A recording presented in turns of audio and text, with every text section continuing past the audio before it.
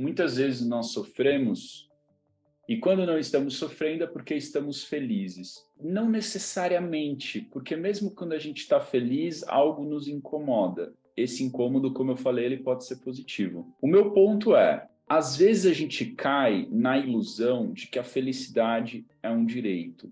E isso é complicado. E aí essa questão martela na cabeça de muita gente, porque alguns batem o pé e falam, não, é meu direito ser feliz. Claro que é seu direito ser feliz. Você tem toda a sua liberdade de buscar a sua felicidade.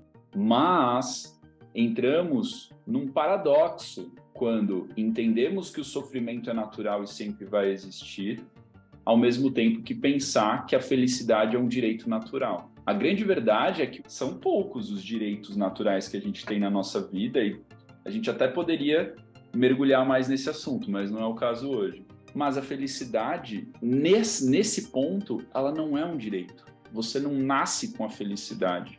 Ela tem que ser construída, ela tem que ser trabalhada, ela tem que ser lapidada e compreendida. E aí fica interessante também refletir sobre todos aqueles outros direitos que a gente acha que a gente tem. Isso está muito associado à civilidade, a uma sociedade, à sociedade que a gente vive, né? Se a gente entrar no âmbito legal da coisa, pedindo licença aqui para os advogados e tal, quais são os direitos que a gente tem como cidadão?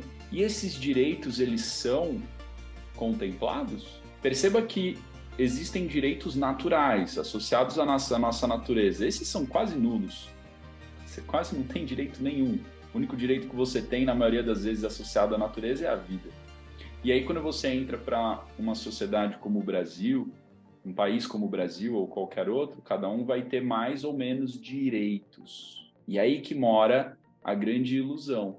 Porque você tem esse direito, só que você não nasce com ele, você tem que trabalhar para conquistar, para construir. Então a gente muitas vezes sofre por achar que a felicidade e esses inúmeros direitos são reais e certos, que a gente vai ter isso. Então, quando eu trago essa reflexão, eu tenho que entender que, assim, eu não preciso estar feliz o tempo inteiro. Isso é uma bobagem. Eu não vou estar feliz o tempo inteiro. Até porque o perrengue, né, passar por dificuldades, é bom.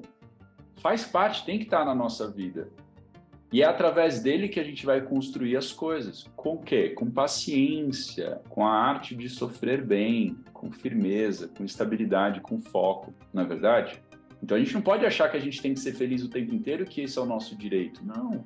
A gente tem que errar. A gente vai errar. A gente vai ser derrotado muitas vezes pela vida, pelos outros, pelos concorrentes. Isso não é algo ruim, cara.